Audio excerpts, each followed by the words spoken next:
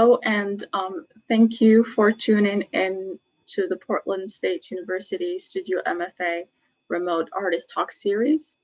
This series is sponsored by generous contributions from the Wingate Foundation and the Decreased Professorship Fund by the Harold and Arlene Schnitzer Care Foundation.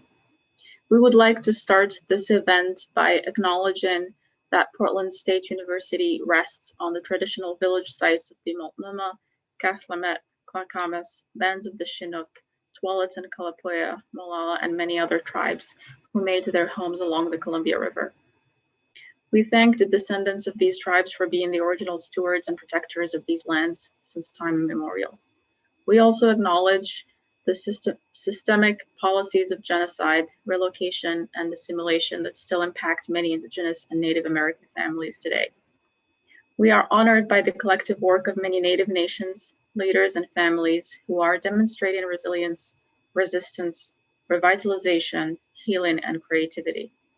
We thank and honor the original caretakers of this land and support models and action of reparations by our and connected communities. This series brings together artists, curators, and critics from a variety of disciplines to explore the subjects of their work before a live audience. All of our lectures for the fall term are being held remotely and live streamed through our PSU YouTube channel. Please make note of future talks by Kite, Christopher Ho, and Adam Kuby in the weeks to come. You can view the schedule for our upcoming artist talks on our Instagram page at PSU Studio MFA. At the end of this morning's presentation, we'll be having a Q&A with Desiree Holman and the MFA cohort, and we will also be fielding questions through the live stream chat. Today, I have the pleasure of introducing Desiree Holman. People are the core of Holman's work, which ranges from expanded cinema, performance, sculpture, to drawing and painting. Using its own symbolic visual language and methodologies, her work first asks, why do we form alliances and or define ourselves in opposition to others? And then suggests deliberate shifts of dominant social strata and stereotypes for the participants and viewers alike. Holman completed a Master's of Fine Arts from the University of California at Berkeley. Recent commissions include A1 Space in Hong Kong in 2018, San Francisco Modern Museum of Art in 2017, Black Cube Museum at Red Rocks, Colorado in 2015, and diRosa Center for Contemporary Art, Napa, California in 2014.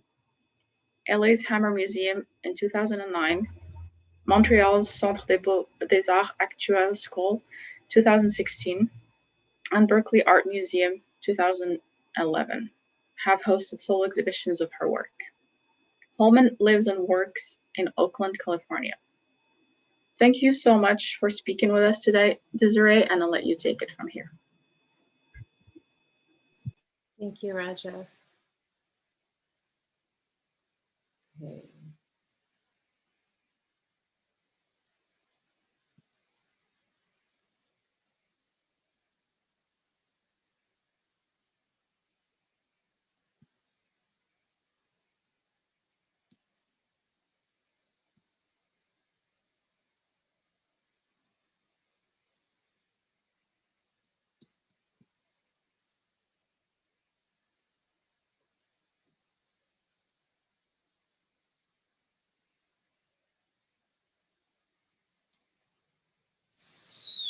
Screen sharing has started to fail, is the message I'm getting. So 1 second, I'm just giving it a try again. Yeah.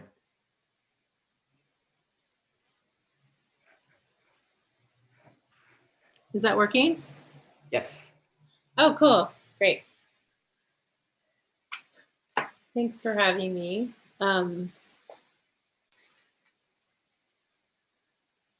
So I appreciate the introduction, Raja, and I'm happy to be sharing my work. This is really fun for me. So I'm an interdisciplinary artist, as Raja already said. Something I want to focus on in this presentation is looking at this central section of all my video works that represents a kind of metaphorical space outside of concrete representation. These sections are typically shot in the past on an Infinity Studio cyclorama stage, and their hope is to evince a completely different kind of aesthetic and sense of reality than the everyday. So this animated GIF that you're seeing are just a series of stills from different videos in this kind of space.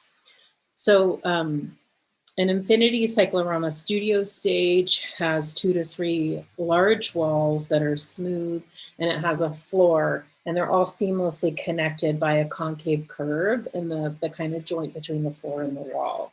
I love working on ones that are horseshoe shaped in particular, because you can do a lot with the camera and stay within that kind of field. So on these stages with the proper lighting, you can create the illusion of no ground or background.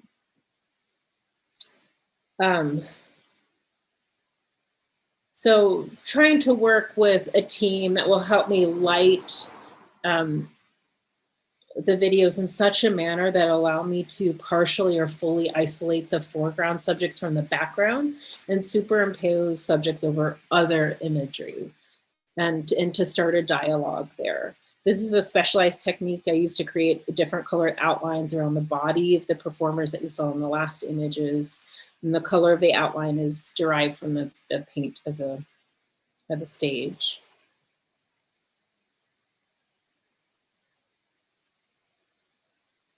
So, and then I superimpose this foreground with, which I think of as being kind of fantastical stage footage, with black nothingness or a fast-paced stream of stills representing key aspects relevant to the specific project. And I'm expecting that to be a video, but you can kind of imagine this black and white background kind of rapidly changing, and you'll see this in videos. So this technique of spatial displacement and collage is a style I've developed over the last almost 2 decades. And in this metaphorical non-space, each performer has a digital aura. So I think of these colors as that are clinging around the body as auras. And I also think of these color outlines or these auras as metaphors for the invisible but ever-present histories that shadow us all the time. And each video that I've created over the last, I guess now like 15, 16 years has a different color. And, you know, depending on what is happening with health and COVID stuff, I would ideally love to continue working in this pattern over the course of my career. So I want to create kind of, I'm thinking of it like a color wheel. So in addition to the aura, another major aspect of my work is role play. My background is one of my backgrounds, like way back, is as a children's character entertainer, and it's really shaped that part of my vision. So among other characters, Barney is one of the characters that I used to perform for birthday parties and public appearances, and I even did a few commercials. This was over 20 years ago now. But if you don't know, Barney and Friends is an American television children's series aimed at children from ages 1 through 8, and it premiered on PBS back in April 6, 1992. So the series featured this title character named Barney. He's a purple anthropomorphic Tyrannosaurus Rex who conveys educational messages through songs and small dance routines with a friendly, optimistic attitude. And I love Barney, and influenced by that experience. So while each project has unique themes, all are underpinned by a creative investigation into questions of social equality through the use of character play. All of my work positions groups of individuals and theatrical tools like costumes, props, masks, and settings that illuminate ideas around identity. I seek out worlds within worlds, sites of transition, conflict, and play. My video installations experiment with how these sites enable or disable us to deviate from norms. So in all my work, and these are different projects you can see, and I continue to work in them. That's why they all say like 2012 to the present. I'm using rehearsal and props to present complex social groups, often in a state of change.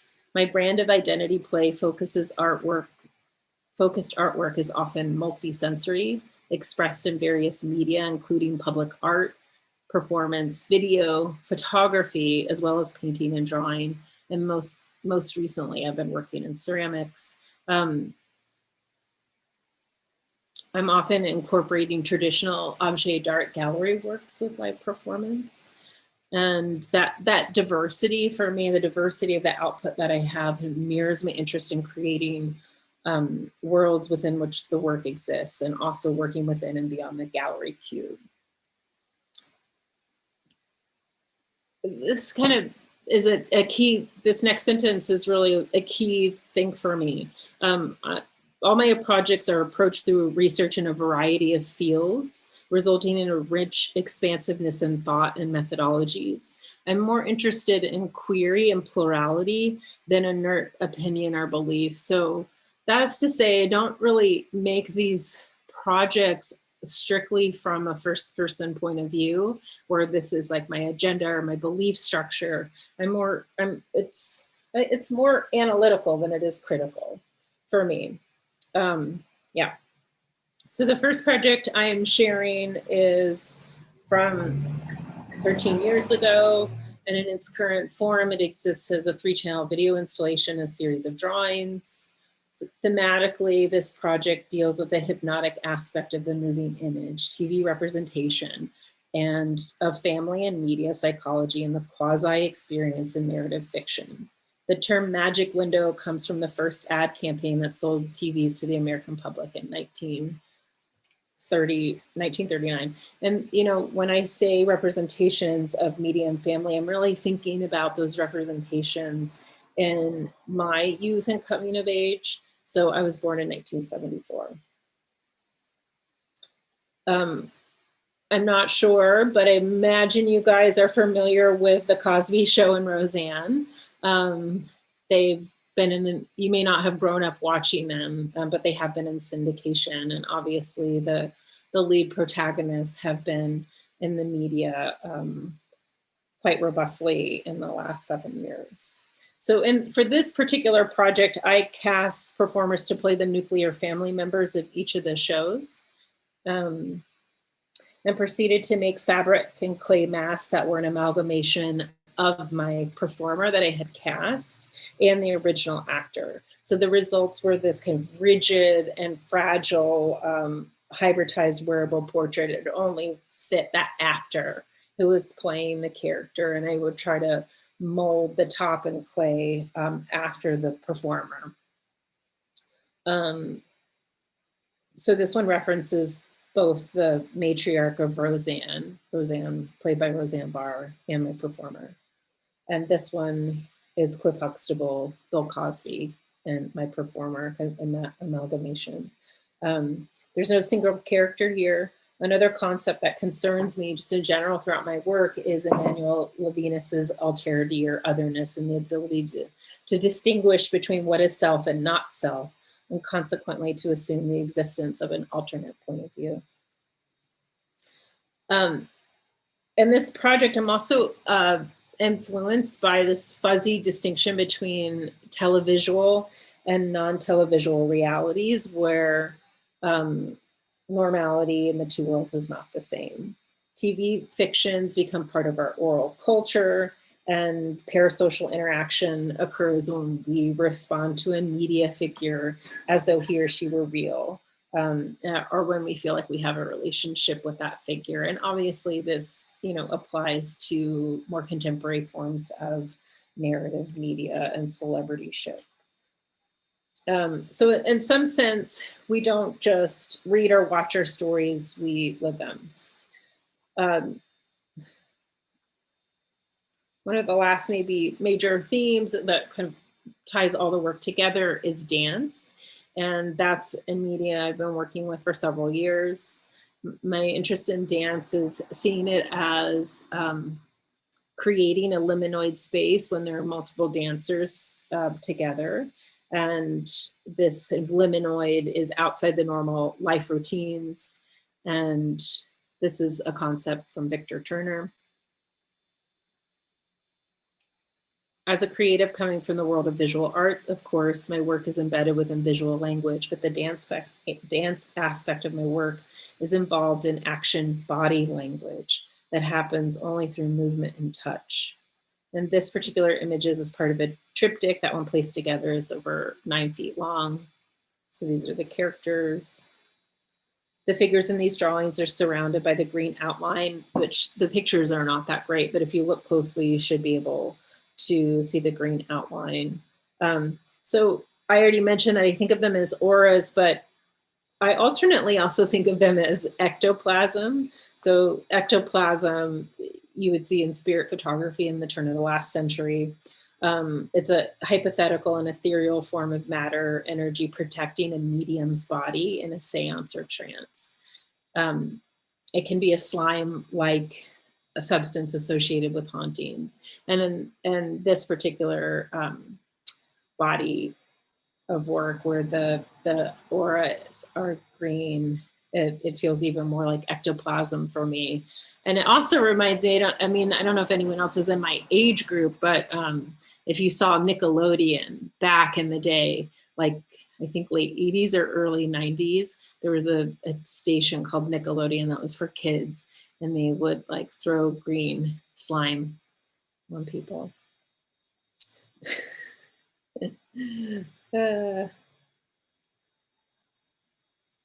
White, gray, transparent, viscous.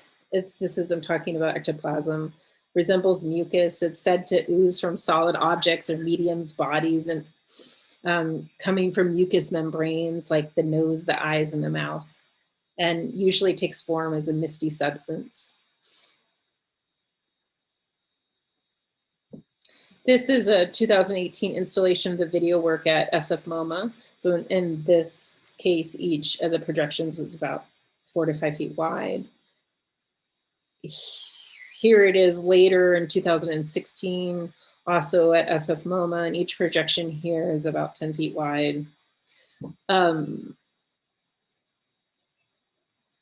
Excerpt from the Magic Window video portion, and the song is called Soft Pink Missy, and it's written by the Soft Pink Truth, or created by the Soft Pink Truth.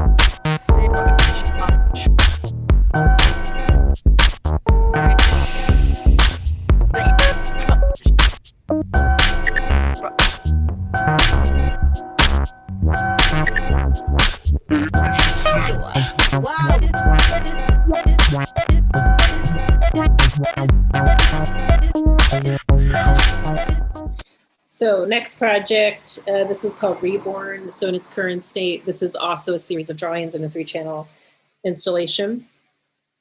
Through Fantasyscape, I'm looking to explore the notion of the maternal instinct from both biological and cultural perspectives.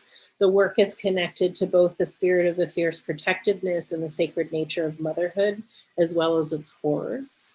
I spent a year hand making 9 lifelike dolls, including hand rooting each of the eyelashes and using specialized painting techniques. This process wasn't my own invention. I was learning from online forums at the time. And the genesis of this project is strongly connected to the culture of reborning, which I have not followed and don't know if it continues to be alive and well. The hyperreal doll making trend spread throughout the English-speaking world, and it was heavily concentrated in America's Bible Belt. Other than the extraordinary level of craft that was involved, and the kind of invention involved in the process, what interested me about these communities was the vernacular that was surrounding the dolls. So they were most frequently addressed as live babies. So I saw them very much as these fantasy props. So, now that I'm giving you a little bit of the backstory, just keep in mind, I'm not a documentarian or an anthropologist. I'm interested in capitalizing or using the fantasy potential and metaphor of the doll as a jumping off point to play with. So what I had done was recast the 9 dolls I made with a group of urban, mostly college-educated women from their mid-20s to early 40s, and place them in these mother-child fantasy tableau. The title of this particular work, called Secure, and the next is a nod to Bowlby's attachment theory, a foundation and even now in modern psychology. In a sense, the project inverts this type of maybe outmoded object relation psychology concept of the transitional object, where the mother and not the child desires a transitional object, and the child doll is that object. This particular drawing is a direct homage to Marie Cassatt, as well as the other lesser known 19th century female painters who almost exclusively, or I should say 19th century Western female painters who almost exclusively pictured domesticity. This drawing is a reference to a game that's featured in the Reborn video that I'm going to play in a minute. I'm interested in this and using the game as a metaphor for social hierarchy and just the fact that we're competitive animals, and how that kind of ricochets both through family and broader social structures. And this slide is really blown out, but hopefully you're able to make out the purple halo, but if you're not, trust me, there is actually in the drawing, if you were seeing it live, there is a purple lavender halo surrounding the bodies. So again, that aura as essence or invisible emanation interests me, but I also am interested in it as a kind of individual marker that moves to the collective, cultural, psychological, and physical marker. In this expanded sense, the unseen remnant of memory serves as a type of mental aura. And this drawing too, I'm not sure if it's coming across clearly, also is surrounded by a drawing of a purple aura. Furthermore, I'm fascinated with Benjamin's, Adorno's, and Brecht's conceptualization of the aura. I hold all of these considerations of the aura close I held them all close as I made this work. Haram is an Arabic word for note denoting forbidden, protected, and sacred. Usually refers to women's quarters. Bringing back an earlier thread, my work investigates fantasy and role-playing as modes of social transgression. The aim is to create literal and metaphorical spaces that champion the liminoid. In other words, the work depicts and creates zones of suspended identity where the confines of normal social norms are subverted. So this is a 2008 installation of Reborn on cathode ray tubes at the Hammer Museum. And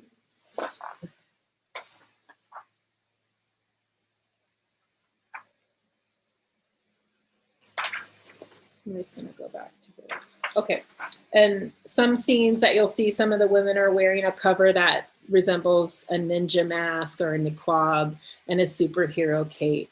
Where the niqab is concerned, I see this as a function of the dominant images in the news of 2009 when I was making this work, as well as a reflection of the type of Western feminism that sees the niqab as an empty signifier of female oppression that Muslim women need to be saved from. Again, not necessarily my point of view, but I'm interested in trying on various ideas. I do feel that the veil, this is installation at SF MoMA, these projections are about 16 feet wide. I do feel that the veil suggests a motherhood that is connected to larger ideological systems that predetermine what a woman's experience of the world will be. And there is trauma in that for some. The work is rife with a lot of readings and misreadings, and it's part of what I really like about the work. This is, the music in this is by men and also by tits, I think, which is not heard in the excerpt. And the humming is by Dia Felix.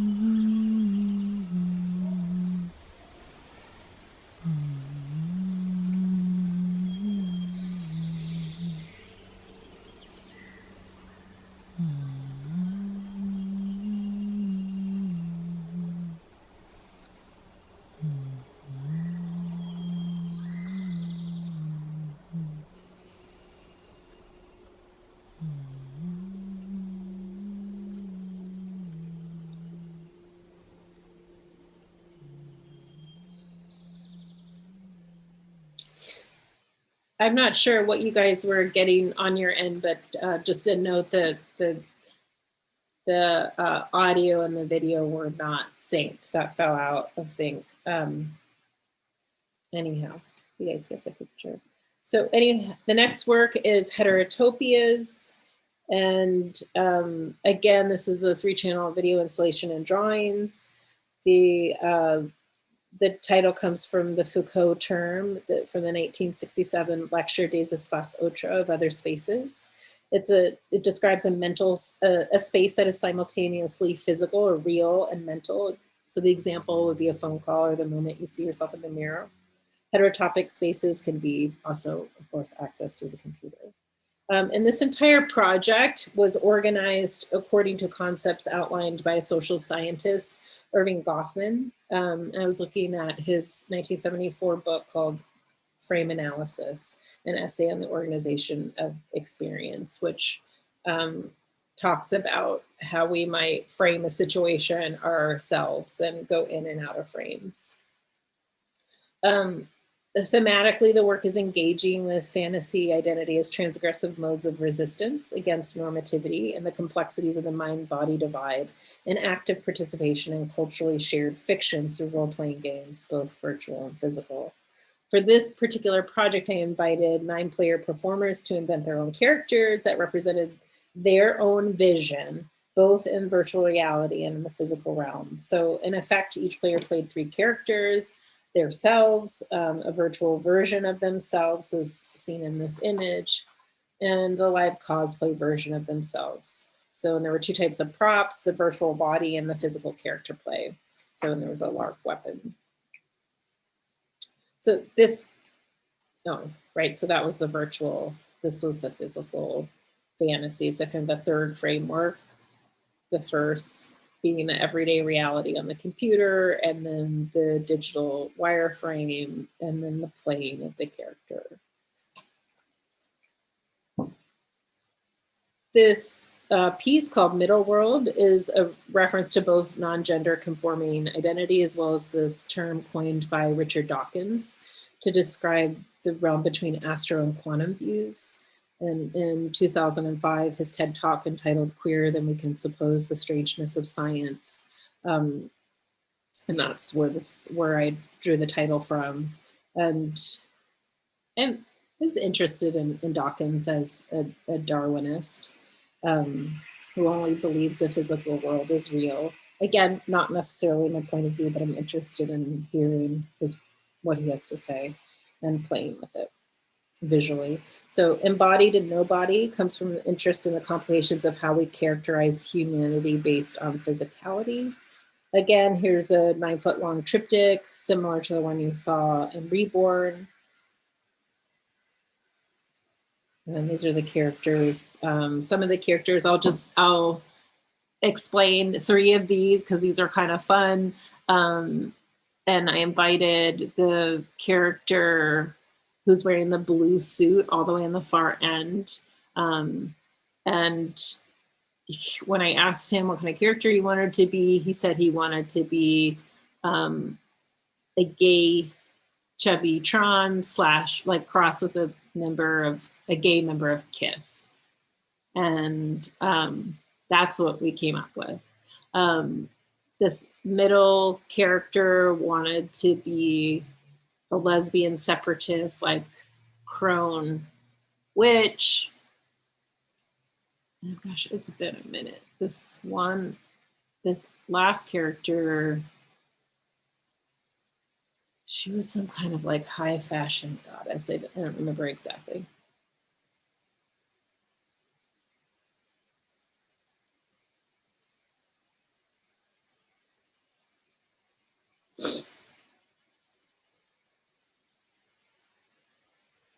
So Erik Erikson's this moratorium concept also interests me. So that describes usually a teenager, but not as always, the status of a person who is actively involved in exploring different identities, but has not made a commitment.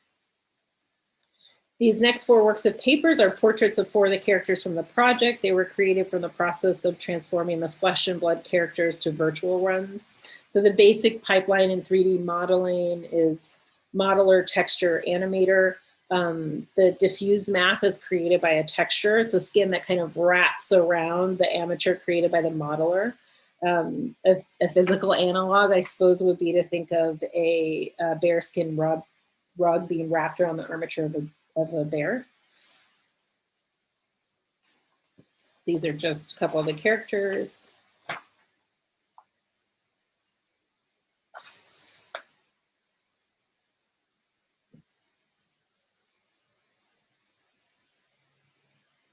Here, this is at the Berkeley Art Museum, which is about 9 foot wide. Here's in Montreal. That was an asymmetrical installation, which is fun. And SF MoMA, and then outdoors at the Headlands. Here's a 2-minute excerpt.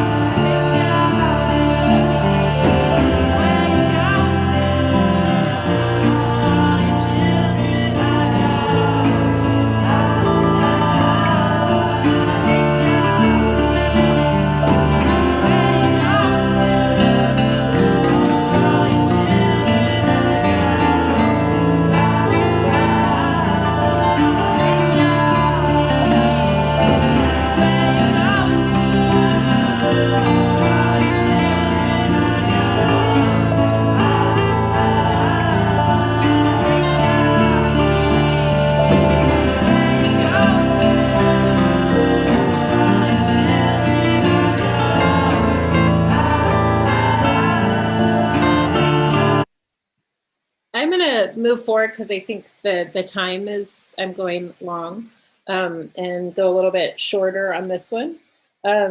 So this is a project called Sofont, and it's a term coined by science fiction author Paul Anderson to describe intelligent beings with extraordinary emotional and reasoning capacity. It also relates to the term sentient being, a technical term in Buddhist discourse that denotes any being with the ability to feel, perceive, or experience subjectivity. I consider this project to be situated in the overlapping terrains of New Age ideology, science fiction, and technology, and mining their pervasiveness over a perception of outer worldly realms and of ourselves. And just in the interest of going a little bit faster, I'm not going to say a ton about this. Is interested in exploring aliens, mystics, and the possibility of higher consciousness. And I realize that some of those things sit squarely in fantasy for some and reality for others. So this is the kind of place where I think the investigations or the explorations take root.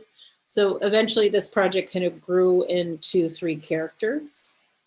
And the first character is this time traveler, and roughly representing the past, and is inspired by all kinds of variety of techno-spiritualists, and these characters were both older, and they were marked by their psionic helmets and white linen frocks. And really the sculptural headgear was inspired anything from, like, you know, when Google Glass made its little flash, or like the tinfoil hat, equally. So the idea, some of these were animated, and they would, you know, either flash or like scrub, and the idea is that they're scrubbing for signals and trying to make contact. The second character, which was an adult character, but young adult to middle-aged character, was informed by the culture of conscious dance, and they're called the ecstatic dancers, and they're freeform movers who practice with directed intentionality and believe their mental focus can affect change in the world. And they roughly represent the present. And the last character is the indigo child. And this is an ill-defined New Age concept, or I see it as being a New Age concept. And it started with a book in 1986 from Nancy Ann Trapp's, Understanding Your Life Through Color. So indigo children have often been described as the next stage in human evolution. And they're purportedly all to be born after almost exclusively 1981. After the harmonic convergence, and they're said to be digital natives embodying techno-advanced intelligence that may bring to light a new formula for peaceful cooperation with cognitive technologies. So I kind of combined this amalgamation of the indigo child out in the world and this idea from this old idea from this German Count Richard Nicholas von, oh my gosh, I cannot pronounce his name. I'll have to write it in the chat. Kagari. And he had this concept. He was half Japanese and half German, where he proposed a future of everybody being mixed race and race ethnically ambiguous and or androgynous. Actually, it's come up in many different places. Also in another book, Da Tang Shu, which is a Chinese Confucianist book, which also influenced me. Anyhow, moving forward, this is the installation of the video at SF MoMA. Here it is in Hong Kong on monitors. Here it is at a college, in Ithaca College in New York.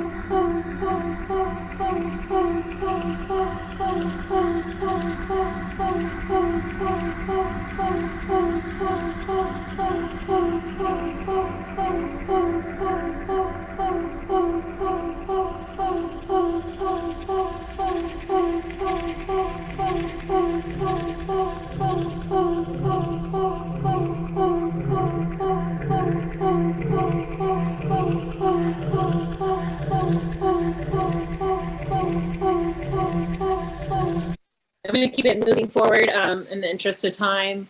This is the video mapped in a multi-channel piece on the Red Rocks in Colorado. So this is actually, it looks way smaller than it actually is. These are monumental, colossal rocks that it's mapped on. So this is in the background in a live cinema event, and this is performers in the foreground. And this was using these characters. This was another live performance that was over a 200-acre wildlife preserve, and then cast characters from the community, or players from the community.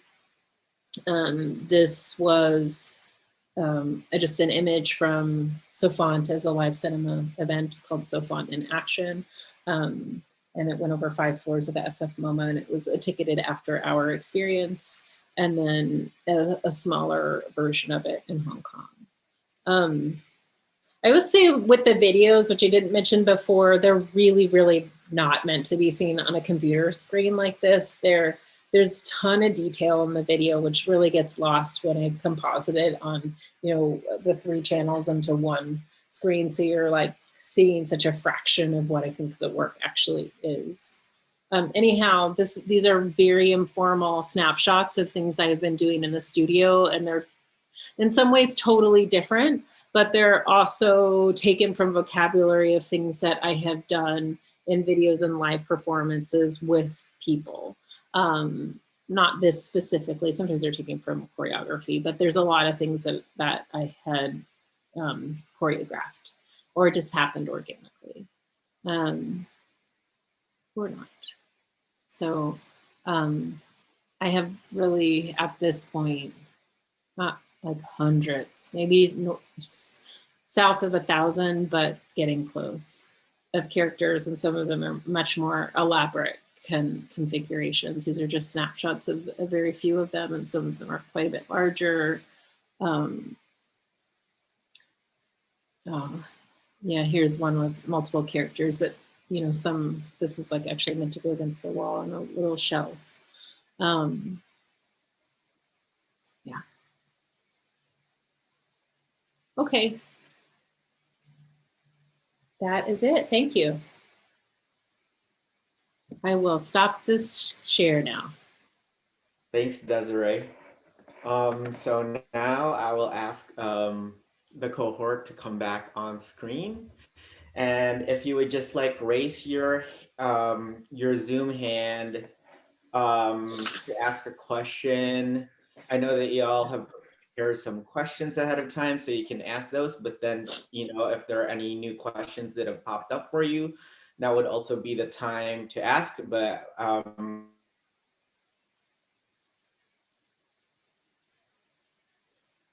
like it's first, so that people are aware that you will be asking a question. I guess, and also please unmute yourselves.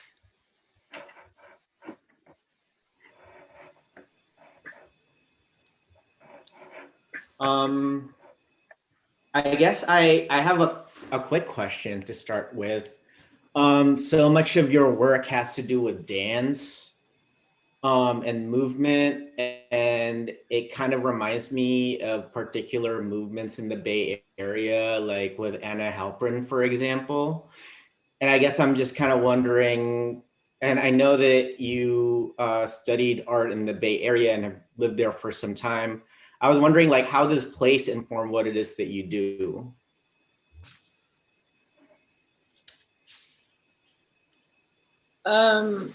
That's a good question. Anna Halprin is amazing. She's someone I came to know of much later. And I actually had the fortune one time, maybe about 6 years ago, to go to her studio and take a dance class. And that was extraordinary. But in terms of place, I think that the social milieu of the Bay Area is very influential. The Bay Area is both really liberal, it's super diverse. It is on pretty much every metric, it's diverse. and linguistically, you know, mother tongue, probably mostly American born, but also by, you know, your motherland birth, where you're born, is pretty diverse in the Bay Area, socioeconomic, age-wise. It's also, I don't know if it's as much now, but it has historically been a gay Mecca or a queer Mecca. And so that influences my work. I mean, it's one of the reasons that I'm in the Bay Area personally. And there's also, you know, a lot of great universities in the area. So I think that influences the social politics, the social and cultural politics, I think are a huge influence. And just the fact that we're mostly in a Mediterranean climate that people are out, you know, barring everything that we're going through now. Yeah, like that's really interesting. I was really interested in the way that you kind of well, you talked about social politics in the Bay Area, and when I look at your work, I feel like I see that. I see the social politics of the Bay Area in the work. In your years of like working through this process, do you have like, do you think you can like articulate what that like that social that social politics is, because I think it's quite distinct. I don't think that I can articulate it, actually. Yeah. I think I'll leave that up to people who are better with language and who look at those sort of things. So, but I'm personally and engaging with, you know, currently like looking at understanding people who are interested in the Tea Party or from the Deep South, as well as like reading about experiences or point of views from like Chinese immigrants in the Bay Area. So for me, I'm really interested in engaging in a very big diversity of points of view. Mm-hmm. Yeah, thank you. I was curious if you can tell us a little bit about how you work or how you collaborate with performers, and do you also direct them and choreograph, or do you sort of collaborate with other people who do that? I'm just curious about how you bring your vision when you're dealing with many performers. Yeah, that's an awesome question. So it falls into like before working with choreographers and after working with choreographers. And the after working with choreographers, which is really amazing, is very recent. So the before working with choreographers, there's always an invitation of people that I have somewhat of a relationship with, and they may be family members. In the beginning, there's a lot of family members in the videos. Not exclusively, but almost exclusively, and close friends. And there would be a collaboration between like, here's choreography we're gonna do. And it's all pretty bad choreography in the early stuff that I was coming up with. I'm not a choreographer, but mostly I was using it as a framework to get them loose and moving so I could get their movement. And that was totally their own invention. So some things, it was like, this is a character I'd like you to play if it was Cliff Huxtable, right? But other times it was like, what do you want to play? What's the character that you want to be? So it's kind of an amalgamation. But like in Reborn, for instance, there's two people that are like recurring actors. And this is just to give you an example. And they are two women who are a married couple, and they're of different ethnicities. And so when I was having, one of them was being cast in Reborn, I was talking to them. I'm like, okay, I'm going to make a baby especially for you. So we're imagining this is what we think the skin tone would look like. This is what we think like the physiology of, like, this is what the baby would look like. So that was very, very collaborative. And I really love that. At some point I sort of toyed with like, should this really be like Desiree Holman as the author? And it's still a question for me. Like, should it be Desiree Holman as the author? Is this like more of like a company or something? That's like pre-working with choreographers. In SoFont, for a couple of the iterations, the SoFont in action, I had the wonderful opportunity to work with choreographers.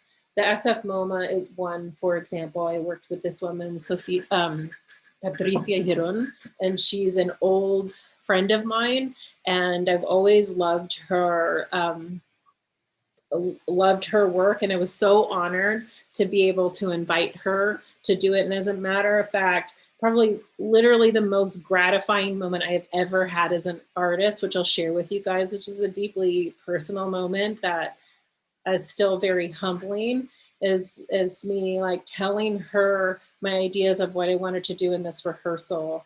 And she really got it and made this piece. And it was in the SF MoMA, and it was it was against a wall that was like 60 feet wide. And we had one older guy who was playing a time traveler character. So he was like over 70. He's super, super fit and a large man. And he's a white man. And then another character who was playing an ecstatic dancer. He was a Chinese American guy, like really fit, but like several generations younger. And then this young girl who I believe she was half African American and half some European, I don't know, an American girl, but she's young, this tiny girl, prepubescent.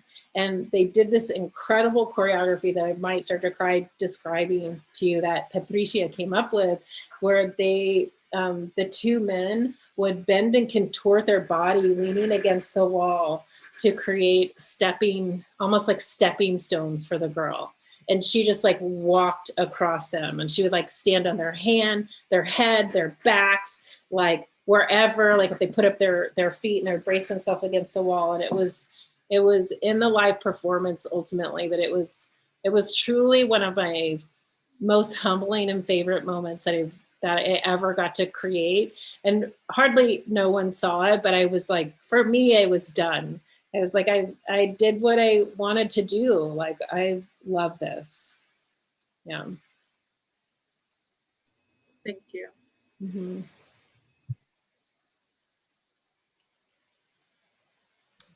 I will ask a question that one of our students, Julia, put in the chat. So she's asking about the durational process of some of these projects. So I guess she's asking about the difference between like working on something that is shorter, like maybe a year or 2 years, versus the experience of working with a project within the span of something longer, like 4 years, and what the difference between those experiences might be. And she also asks if you work on multiple projects at the same time. And then maybe I'll let you answer those questions first, and then she has other follow-up questions.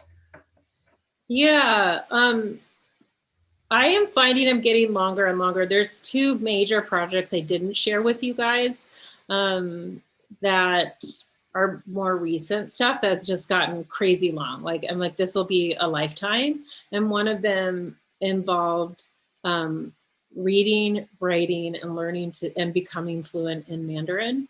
And that, for me, that took me 6 years to do that. And now I would call myself an intermediate reader, writer, speaker. I can definitely carry on a conversation and read and write, and it's so amazing.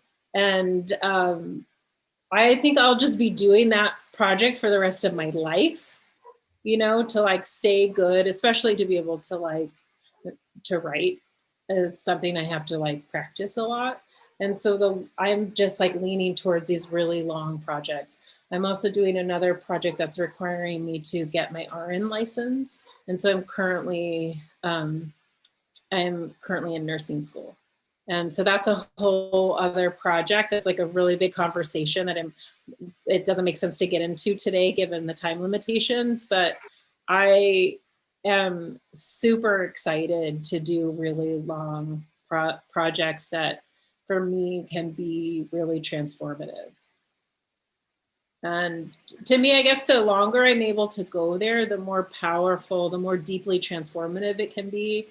I mean, I started out like these earlier, I didn't show earlier projects, but they were like flashes, and they were very much influenced by being a performer, right? And so like, for example, like something that super influences me is this experience I had, like, I think it was like 1994, and I lived in Richmond, Virginia, and I was dressed up as Barney, and I was entertaining a little kid's birthday party.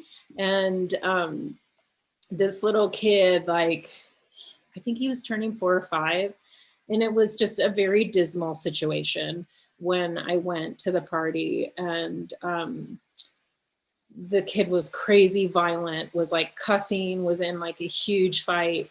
And I went up as Barney and was like able to, you know, could do Barney's voice and stuff, and like do all the interactivity and be like, "Ooh, I love you," or like walk around, like show me what you want to show me. The little kid like kind of changed in that moment. It was really only about an hour and a half. I stayed extra long because I just wanted to spend time with this kid. And he like turned from like being in fist fights, yelling out cuss words, like clearly a kid that was like struggling a lot, to being a little child, to being, and it was such a powerful experience. And I think when I die and I'm like on the Rolodex of my life, that's a memory that's going to be really, really strong for me. And that's another thing that I feel like I'm going to start crying telling that story. But I think that influenced me so majorly. Like, but when I first started making work, it was almost like these flashes, these like quick engagements that didn't necessarily, that ideally were transformative. And that's like what I'm looking for. I spared you guys actually details of a lot of special stories to me that I think really connected with the performers.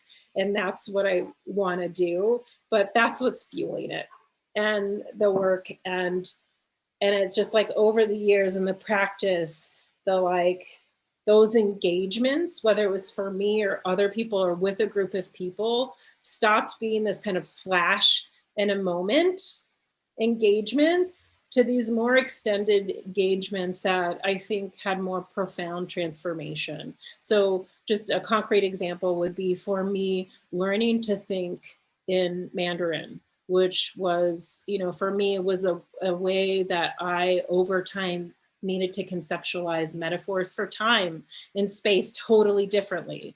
And it wasn't like a temporary engagement. That took many, many years to get there. So I like to do that with other people too. Huh.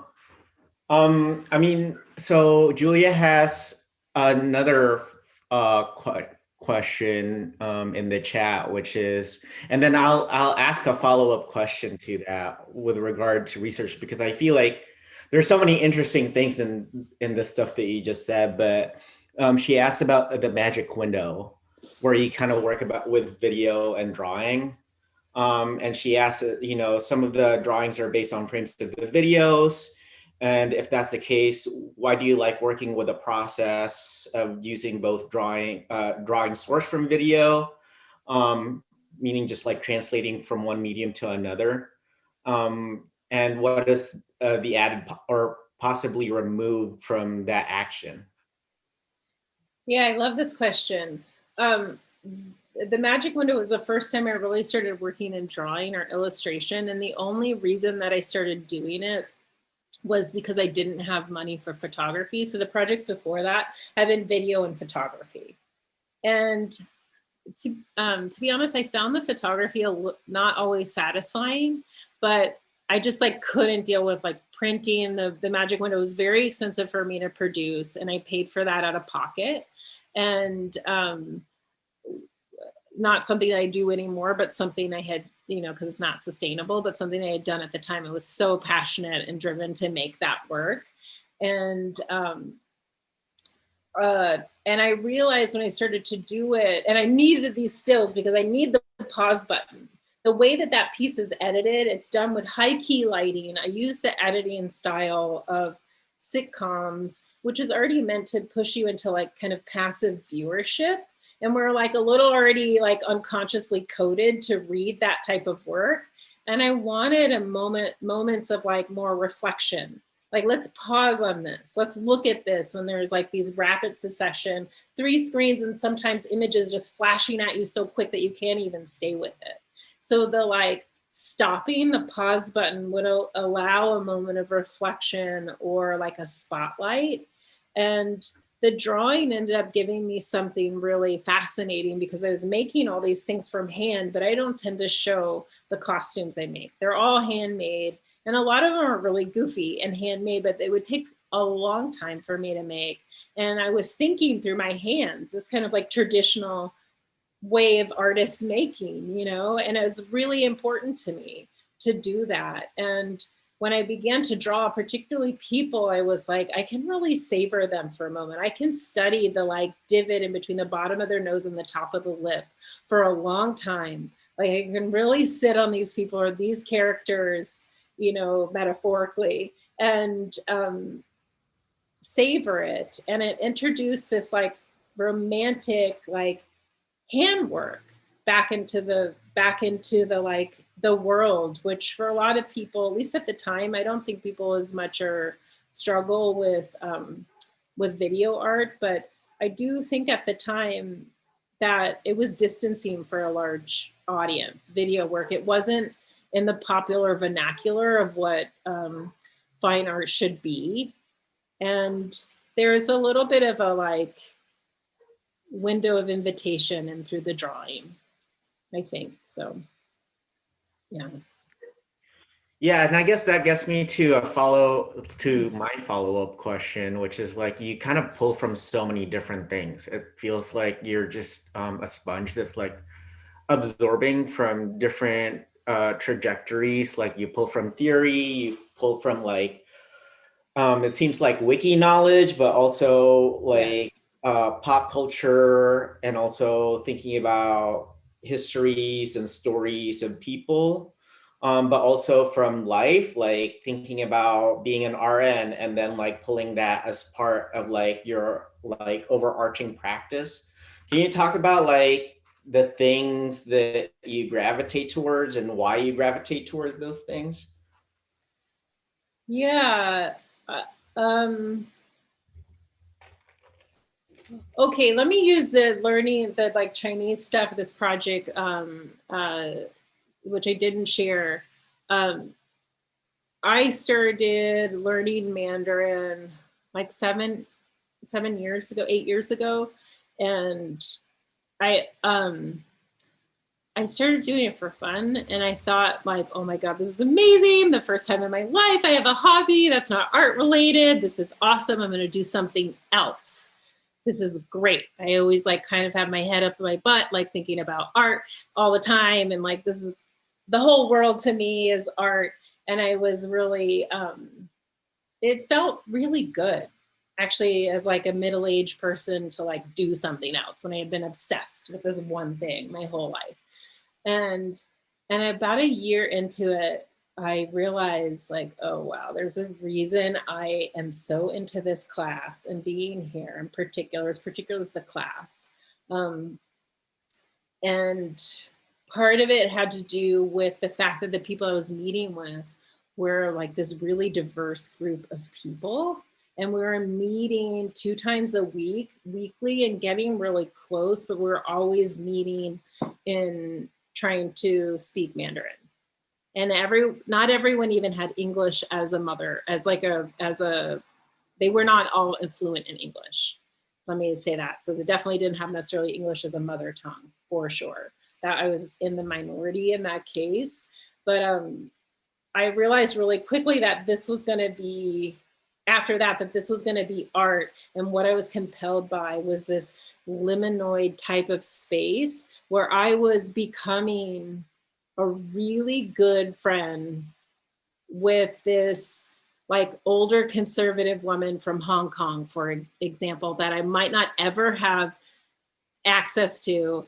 And, you know, I consider myself, I'm a high femme lesbian who kind of dresses like a drag queen, like white lady. She would basically not probably like hang out with me otherwise. I mean, and I have now since like become good friends with that person, for example, and met her friends and family, and like even, you know, went with her to Hong Kong, like all of this stuff. Like I was able to like cut through these different barriers because we have this common interest. And that kind of goes back to as a performer, like I could access that one story I told you, this little boy in a place, you know, that was in Richmond, Virginia, and it was in an all Black project housing. It was 100% Black, and it was not a place that I was normally at. And I think, and it doesn't have to be people necessarily from different ethnic groups or anything like that, but it's just like being able to people across groups. There's a lot of barriers and things that keep us away from other people or keep us in our lane. And I'm really like, I'm like living for connecting with people in their lane. Sometimes are connecting with people in our shared lanes. And I think that that's just like a driving force for me.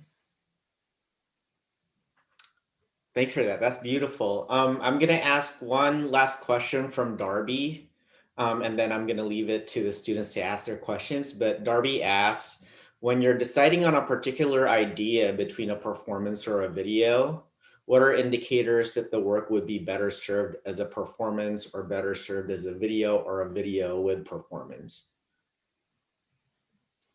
Well, I love videos. My first love, really.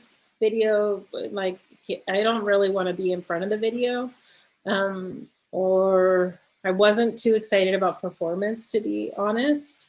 I happened to be, the way that that kind of developed was I had been on a panel when Cindy Sherman had had that big show at MoMA. I got invited to, I don't know how I got invited to be on this panel, but I was invited to be on this panel to like present my work at the SF MoMA. And I offhandedly said, you know, the work is kind of performative and I probably won't ever do a performance, but I thought about it. I don't know. I was just like freestyling, and a curator happened to be in the audience. And he, something happened. There was like, it was at SF MoMA, and SF MoMA curator, it's a project I did not share, but he had an artist cancel for the closing of the SF MoMA. And he was like, I want, you would be perfect. You should do a performance. And I would have said no, absolutely. But he was like, you got to tell me now. Will you do this now? Because it's in 2 weeks and it's huge. There's going to be 16,000 people at the museum that day. And I need you to do something to usher them out of the building. And he was like, you got to tell me now. And he kind of pressured me into it. And I was like, yeah. And then I hung up the phone, and I remember like, oh my God, I just made the worst mistake of my life. I don't want anybody to know about this. Oh no. Anyways, I loved it. It ended up being awesome. There's a lot of things I would do different because it was a short period of time, but I only like went there because I was pushed and given the opportunity under duress. And from there, I still like, it's, you know, I like the camera. I like framing. I like making the pace and stuff like that. So I'm still very much learning live performance. It's not something that I'm like, I feel like I got in my back pocket. It's like, it feels like the most risky thing I can do right now. Thank you.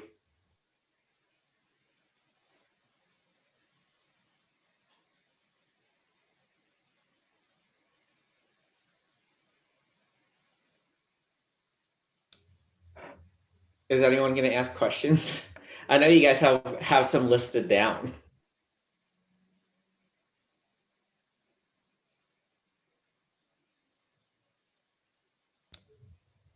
Hi, Melanie. Hi. I had a question. It was if you believe it's beneficial for artists to work from various materials or modes of depiction, especially contemporary artists. Oh, no, not necessarily. I think it's I'm an anything goes kind of gal. What's right for me isn't necessarily right for you. Whatever is, you know, feels good and is like working for you, do that. what makes you feel happy or you feel compelled to do that thing. It's, you know, I just happen to be like, well, I'll doing all the stuff, but, well, not all the stuff, but a lot of the different stuff. And that's what works for me. But yeah, if you want to make like ceramic plates, you know, for 40 years, that's what you should do, right? You shouldn't have to like, you know, feel pressure to like, I don't think, that's my personal philosophy, to like try to go from ceramic plates to performance or, you know, skywriting. I don't know. What do you think? I think people should be given the opportunity to experiment. That's part of the reason why I picked Portland State, because I wasn't just deemed just a painter. So it was intriguing that I had the flexibility to work in whatever materials I wanted to in that moment. So I am just very interested that how open you are, because it's exciting and invigorating that an artist can dip into different fields and make stuff that feels cohesive still. Thank you.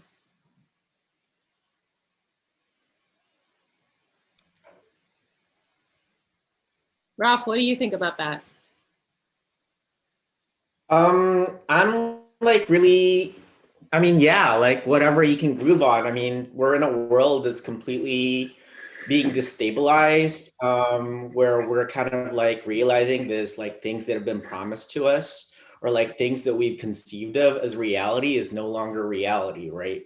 And so for me, like the things that gets brought about are like, what are the things that um what are the things that I like about being an artist, and what are the things that I don't like about being an artist, and how do I create a practice for myself that makes my life feel more holistic and makes it feel like if I'm not like a social worker that's like doing direct action towards good, for the common good, but at least like I'm doing something that shapes a world that even in a small way can make the world feel good.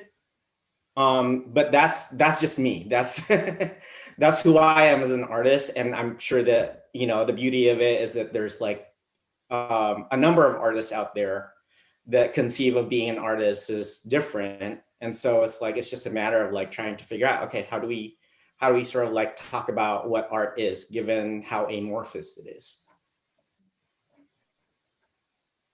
What do you think of that? I like what you said. I'm on board with that. I'm kind of curious if Andrea has a question, because I know that Andrea also has a background in performance. Well, it's a simple question, but I was wondering how humor plays into your work. Yeah, that's a great question. Maybe what's funny is that I'm so dead serious about playing. Like it's not, the work isn't really tongue in cheek for me. I think it comes across that way to other people, which is fine. It's actually part of the like rub, I think, for me when like giving talks and like talking about all these things that influence me, because I also realize that they may have not, the things that influenced me may have nothing to do with how you're reading the work. And, you know, I'm not thinking of humor, but I think my work often makes people laugh. But I am like so sincere in these projects that, yeah, and I think they're goofy. They're kind of like an 80s MTV aesthetic or something. And that just speaks of my generation. But to me, that's serious biz. And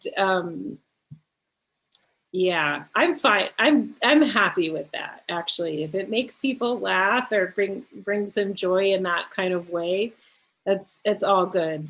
Not an intention that I had, though.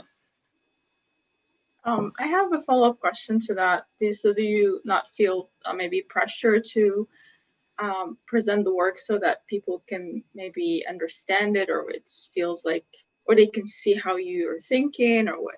Do you feel maybe that you just want to make the work as you want to make it, and then whatever comes through, that's fine? Or maybe do you feel like you kind of have that tension that you want to, or maybe pressure? I think that I came up in a milieu that emphasized like conceptual art. And so from an educational perspective, being educated, or my early like formative years in an art education were in the mid 90s and early mid 90s. I do think I felt a pressure coming from that. But, you know, for me, as I've gotten older, I'm like, I don't care. Like, I don't really care. Like, I don't really need to like talk about it like that. That's probably not what you guys need to hear as you're like, but it's my truth. But that may not be what you guys want to be aspiring for while you're getting your MFA. You gotta, you know, maybe you want to learn how to play the game, then you can break all sort of, I don't know, art is anything goes kind of, right? I don't really care if anyone sees it my way anymore. And as I've gotten older, I honestly care less and less about like some sort of like presentation outcome or like even communicating my thoughts or research into it. So I have a feeling I'm gonna like, I have a feeling like the second half of my life is gonna get looser with this stuff, you know, a little, yeah. But I also like, my goal isn't anymore to try to make it within the framework of the art world. So, I mean, that probably changes the way that I'm gonna like make art. So, for example, I was supposed to have 2 solo shows like right when the pandemic hit. And I've been working on all this work for a long time, ceramic stuff, you know, several years, mostly really quietly. And it's like, feels like it's for myself. And I really love it. And the shows got canceled, which, oh my God, if my dealer sees this, she might not be psyched to, but I was a little bit thankful because I did not want to have to write a thing. I did not want to write a thing. It was like, I don't want to write a thing. I've written so many things. I don't want to like tell you about what I'm influenced by. I don't want to tell you like what I read. Like, I just like, I don't want to like deal with words at all. I just like want to make this stuff. If you like it, awesome. If not, move on. You know, that's kind of how I felt, but I don't think you guys can do that when you're getting your MFA. Or maybe you can. If you're really clever, you'll find a way to do that. But yeah, it's a tricky thing to do. And I appreciate your answer and that you're candid with us. And I'm curious, you know, I think part of what we're doing in this class specifically is try to see how artists function in the world. Yeah. And so, I mean, for me, I kind of like to hear how different people are thinking and working. And if you can make it and you seem like you are making it, you know, with your philosophy and the way you're working, to me, that's great. And you're being true to yourself. Yeah, I think it depends what you mean by making it. So if you're using the rubric of like, you know, personal joy and satisfaction, I'm making it. For sure, okay. I'm making it. I think I'm like A+. I'm acing it. Yeah, on that metric. Yeah. Thank you. Yeah. Are there any other questions? We have room for one more. Okay, I don't think that there are any more questions. Desiree, thank you so much for the wonderful presentation and providing us with your thoughts. It was fun having this conversation with you and seeing your work again. I hope you have a good rest of your week. Thank you. You too. Thank you, everyone. I appreciate it.